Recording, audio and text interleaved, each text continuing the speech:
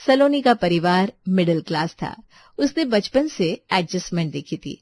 शायद इसीलिए सलोनी कंजूस करने में भी माहिर थी, लेकिन शायद उसकी किस्मत में कुछ और ही लिखा था और उसकी शादी बहुत अमीर परिवार में हो गई।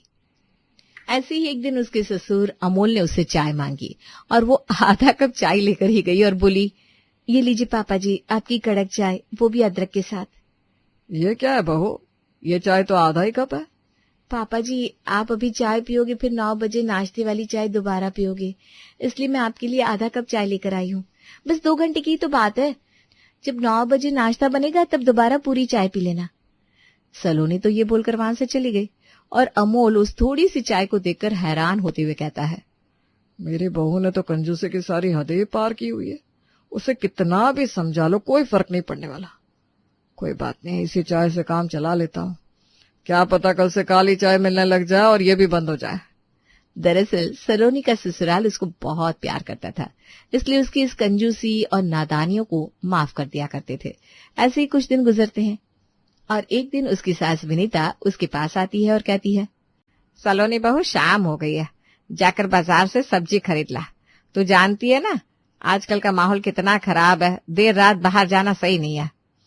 माँ जी, कुछ नहीं होगा, अगर ज्यादा परेशानी हुई तो मैं देवर जी को साथ ले जाऊंगी, पर मैं सोच रही हूँ मैं अकेले ही चली जाऊं।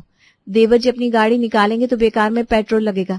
मैं अकेले जाऊंगी तो 10 के रिक्शे में सब्जी मार्केट पहुंच जाऊंगी, और वैसे भी रात के समय सब्जियां सस्ती मिलती है, फिर अभी जाकर क्यों ही महंगी सब्जियां खरीदनी। मानती हूँ बहू कि रात के समय सब्जियां थोड़ी सस्ती मिलती है, लेकिन वो सब बची कुची सब्जियां होती है, सेहत के लिए अच्छी नहीं होती।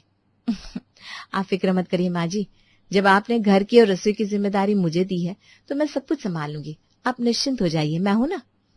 विनीता भी अपनी बहू की आदत से बहुत अच्छे से वाकिफ थी, लेकिन वो अपनी बहू से प्यार करती थी, इसलिए उसे कुछ नहीं कहती थी। समय गुजरता है और एक दिन सलोनी नाश्ते के टेबल पर सब लोगों के लिए खाना लेकर आती है। आ जाओ सब, जल्दी जल्दी नाश्ता खा लो। आज मैंने सब लोगों के लिए नाश्ते में चाय और दाल के पराठे बनाए हैं।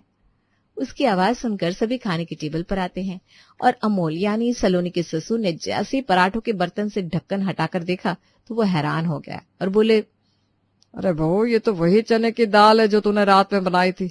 तूने इसी चने की दाल में आटा गूंथ कर इसके पराठे बना दिए। अरे बहू, इतनी कंजूसी करने की क्या जरूरत है? अगर दाल बच गई थी तो फेंक देती। वैसे भी चने की दाल खाने से गैस होती है, और तुम होके उसके पराठे बनाकर ले आई। माँ जी, दाल वेस्ट करने का क्या ही फायदा। आज संडे था और हर कोई थोड़ा चटपटा ही खाता है, इसलिए मैंने दाल के पराठे बना दिए। दीपक, तुम एक पराठा खाकर देखो, तुम्हें बहुत अच्छा लगेगा। ठीक है भाभी, एक पराठा खा लेता हूँ। अब आप इतने प्यार से बोल रही हो तो मैं आपकी बात को टाल थोड़ी ना सकता हूँ। अब दीपक वो एक दाल का पराठा खा लेता है और, मम्मी पापा, सच में पराठा इतना बुरा नहीं है, आप खाकर देखो, आप लोगों को भी बहुत पसंद आएगा। मैं ये नहीं कह रही हूँ सलोनी की पराठा बुरा बना है, मैं बस इतना समझाना चाहती हूँ कि हर चीज में बचत करना अच्छा नहीं होता। कोई बात नहीं माँ जी, अगली बार मैं रात की सब्जी के पराठे सुबह नहीं बनाऊंगी। बस कुछ भी बोलो, बहू को समझाना बहुत मुश्किल है। ये सुनती सबकी है लेकिन करती है सिर्फ अपने मन की। अब कुछ दिन यूं ही गुजरते हैं और एक दिन उनकी पड़ोसन माला उसके घर आती है। वो अपनी बेटी की शादी का कार्ड लेकर आई थी। तभी सलोनी ने उनके सामने पानी और पतासे रख दिए। ये देखकर विनीता ने कहा, ये क्या है बहू, हमारे घर में चाय पानी खत्म हो गया है क्या, जो तुम माला आंटी के लिए सिर्फ पानी और पतासे लेकर आ रही हो? चाय नाश्ता कहाँ है? नहीं माँ जी, इस बार आप मुझे गलत समझ रही हैं। आप ही ने कहा था ना मैं कंजूसी छोड़ दूं। चाय नाश्ता आ रहा है, वो तो आंटी की ज्यादा खातिरदारी करने के लिए मैं पहले पानी और पतासे लेकर आ गई। अरे बहू, रहने दे, तेरे पानी और पतासे से ही मैं काम चला लूंगी। वैसे भी सब जगह पर कार्ड बांट कर और चाय पी पी कर मेरा हाजमा खराब हो गया है, तो अभी के लिए यही ठीक है। माफ करना बहन, वो। अरे कोई बात नहीं बहन। अच्छा, अब मैं चलती हूँ, और जगह भी कार्ड देने, वरना देरी हो जाएगी। इतना बोलकर माला वहां से चली जाती है। विनीता अपनी बहू की इन हरकतों से बहुत ज्यादा परेशान हो जाती है, लेकिन उसके पास कोई और रास्ता भी नहीं होता। ऐसे ही एक शाम वो अपनी बहू को लेकर माला की बेटी की शादी के लिए कपड़े खरीदने एक बड़े से दुकान में जाती है और उस दुकान को देखकर सलोनी कहती है, माँ जी, इतने बड़े दुकान में आने की क्या जरूरत थी? हम मार्केट की किसी छोटी दुकान से भी ले सकते थे। ये बड़ी दुकान वाले ना बस लूटने का काम करते हैं। अरे पगली, हमारे घर में किस चीज की कमी है जो तुम हर चीज में कंजूसी करती हो? माँ जी, उसे कंजूसी नहीं बचत कहते हैं। अरे बस बस रहने दो, अब अपने लिए एक अच्छी सी साड़ी चुन लो। उन दोनों की बातचीत चल रही थी कि तभी दुकानदार आता है और विनीता को पहचानते हुए कहता है, आइए आइए विनीता जी, बताइए कैसी साड़ी दिखाऊं? कांजीवरम, सिल्क, बनारसी, शिफॉन या कॉटन? भाई साहब, मुझे और मेरी बहू को ऐसी साड़ी दिखाइए कि शादी में बस हम ही चमके। अरे बहन जी, ये सिल्क वाली साड़ी सिर्फ 10,000 की है और ये सूती साड़ी मात्र 5,500 की, और ये शिफॉन की साड़ी नई नई आई है मार्केट में 7,000 की। अगर आप लोग कहे तो आपको कुछ नए डिजाइन की साड़ियां भी दिखा देता हूँ, 12,000 के बजट वाली। हाँ हाँ भाई साहब, दिखाइए। अरे ऐसे कैसे दिखाइए? माँ जी, आप पागल हो गई है क्या? इतने में तो पूरे खानदान की साड़ियां आ जाएंगी। आपको अपने लिए साड़ी लेनी है तो लीजिए, मैं इतनी महंगी साड़ी नहीं लूंगी। उसकी बात सुनकर विनीता अपने सर पर हाथ रख लेती है, क्योंकि सलोनी तो अपनी जिद पर ही अड़ गई। जिसके बाद विनीता ने अपने लिए 12,000 की साड़ी ले ली। उसका दाम सुनते ही सलोनी की धड़कनें जोर जोर से धड़कने लगी, लेकिन वो करती भी क्या? आखिर उसने ही तो अपनी सास को कहा था साड़ी लेने को। अब साड़ी लेने के बाद जब वो घर की तरफ निकलते हैं, तब सलोनी की नजर पटरी पर बेच रहे साड़ी वाले पर जाती है, जिसे देखकर, माँ जी, मुझे वो साड़ी बहुत अच्छी लग रही है, आप यहीं रुके। दीदी, ये नारंगी रंग की साड़ी कितने की दी? सही रेट लगाना। बहन जी 500 की है, बहुत अच्छी साड़ी है, नया प्रिंट आया है। माँ जी, आप दीदी को 300 निकाल कर दे दीजिए, 300 से ज्यादा नहीं दूंगी। हाँ। हे भगवान, ये 500 की साड़ी में भी सीधा 40% का डिस्काउंट मांग रही है। क्या होगा आखिर इसकी कंजूसी का? विनीता ने 300 दे दिए और वो साड़ी खरीद कर ले आई। अब सलोनी ने जिद करके शादी में वही साड़ी पहनी। उसमें बहुत सिंपल लग रही थी, पर सलोनी दिखने में सुंदर थी, इसलिए उस पर वो 300 वाली साड़ी भी जच रही थी। ऐसे ही थोड़ा और समय बीता। एक संडे किचन में सलोनी सभी के लिए चाय पकौड़े बना रही थी। वहीं उसका पति अनुभव अपनी माँ के पास जाता है और कहता है, माँ, सलोनी का बर्थडे है रविवार को, कुछ सोचा है आपने क्या करना है? मेरा बस चले तो अपनी बहू के लिए क्या क्या ना कर दूं, लेकिन तुम तो उसकी आदत जानते हो, उसके लिए जो भी करेंगे वो पैसे गिनने बैठ जाएगी। बस इतनी सी बात। माँ, हम भाभी को सरप्राइज पार्टी भी तो दे सकते ना। भैया, आप बस एक काम करिए, आप भाभी को सुबह सुबह उनके जन्मदिन पर मंदिर ले जाना, पीछे से पूरी पार्टी और मेहमानों का इंतजाम हम कर देंगे। ये अच्छा आइडिया है दीपक। वैसे भी बहुत टाइम हो गया इस घर में कोई सेलिब्रेशन नहीं हुआ। इस बार सलोनी का बर्थडे हम अच्छे से मनाएंगे। इस तरह घर में सलोनी के बर्थडे की प्लानिंग हो जाती है, और जब उसका बर्थडे आता है तो उसका पति उसे मंदिर ले जाता है और उसके पीछे से सभी ने सारी तैयारियां कर दी। अब जब सलोनी घर आती है तो खुशी के साथ हैरान भी होती है। माँ जी, इतना खर्चा करने की क्या जरूरत थी? तुझे हमें जो भी भाषण देना है ना, वो कल दे देना। अभी फिलहाल के लिए पार्टी को अच्छे से एंजॉय कर, क्योंकि इसके बाद तेरे लिए एक गिफ्ट और है। सच में, I really love you so much. इतना बोलकर अब सलोनी ने केक कट किया और कुछ देर बाद सभी मेहमान खाना खाकर चले गए। इसके बाद विनीता सलोनी के पास आई और उसे एक चमचमाता हुआ डिब्बा दिया। डिब्बे को खोलते ही सलोनी हैरान रह गई, क्योंकि उसके अंदर एक गोल्डन कलर का चमचमाता मंगलसूत्र था। अरे बाप रे बाप, ये तो बहुत महंगा मंगलसूत्र है, और माँ जी, इस पर तो डायमंड भी लगे हुए हैं। ये तो बहुत महंगा होगा, आपने इतना खर्चा क्यों किया? तेरा जन्मदिन है बेटा, कैसी बातें कर रही है तू? नहीं माँ जी, मैं तो कहती हूँ इसे वापस देकर आ जाते हैं और पैसे भी वापस ले लेते हैं, बैंक में रखेंगे तो काम आएंगे। सलोनी की बात सुनकर विनीता समझ गई कि इस बार भी घी सीधी उंगली से नहीं निकलने वाला, इसलिए उसने अपनी बहू से कहा, अरे कैसी बात कर रही है, ये असली सोने का मंगलसूत्र थोड़ी ना है, ये नकली मंगलसूत्र है। बस मैंने इसे 300 रुपए में पटरी से खरीदा है, अच्छा लग रहा था तो तेरे लिए ले लिया। अच्छा, पर ये बिल्कुल असली लग रहा है।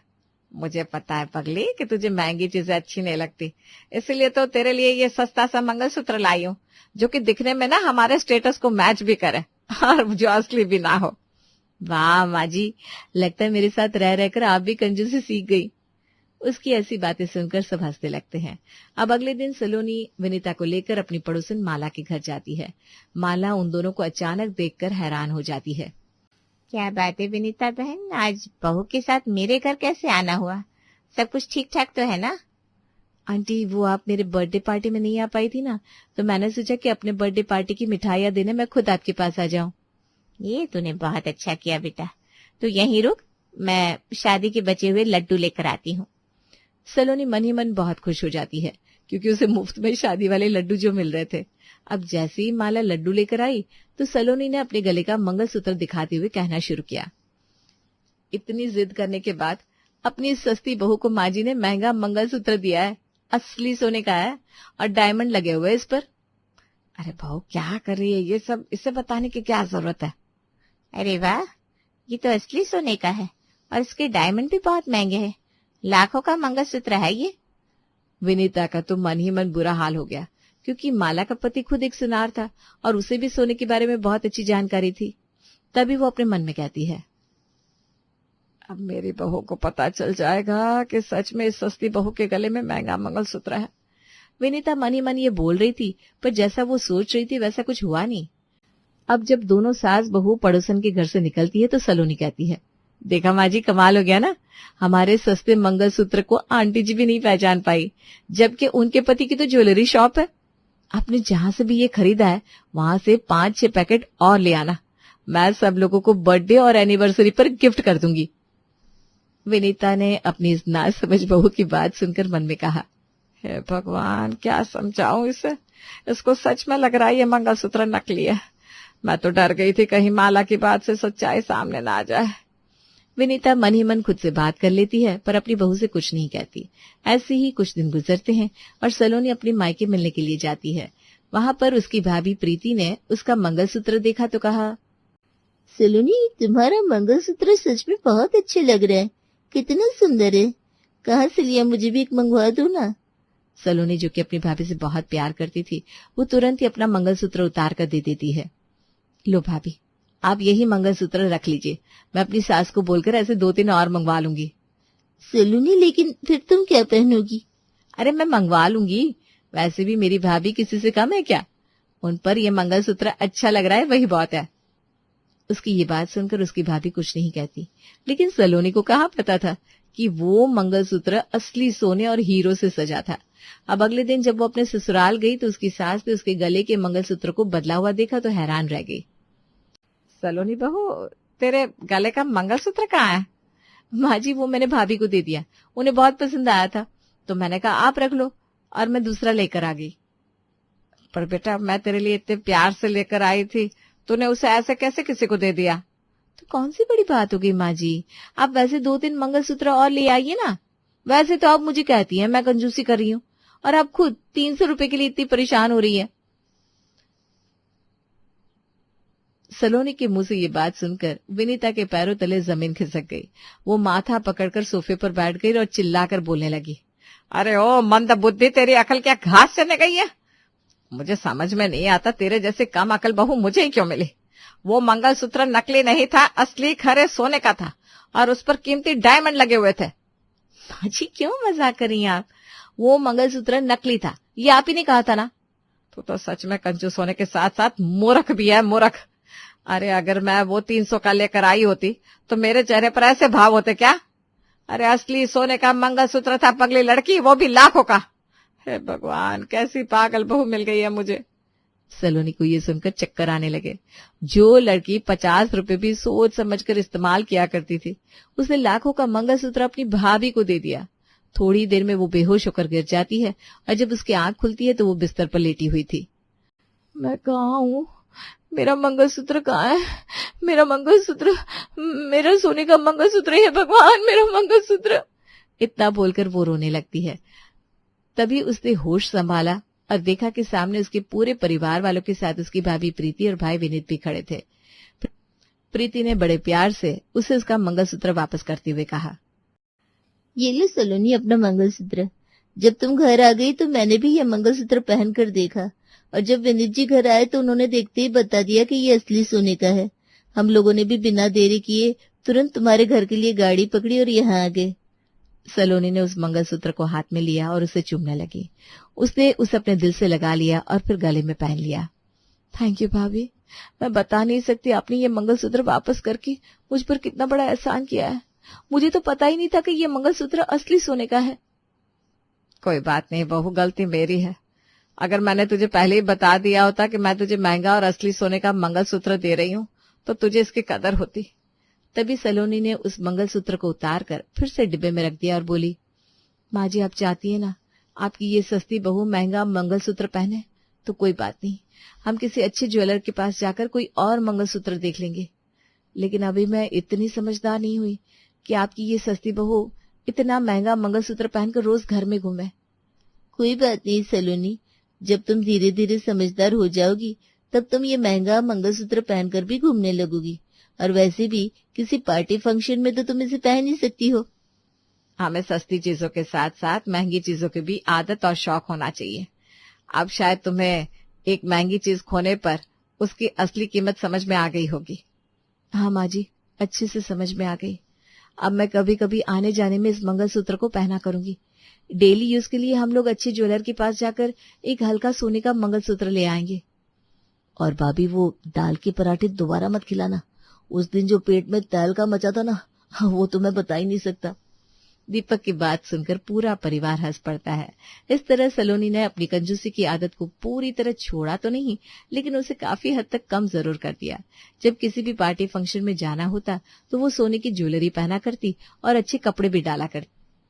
बाकी रोज की जिंदगी में कभी कभी कंजूसी और कभी कभी जरूरत के हिसाब से पैसा खर्च करके अपना गुजारा करने लगी।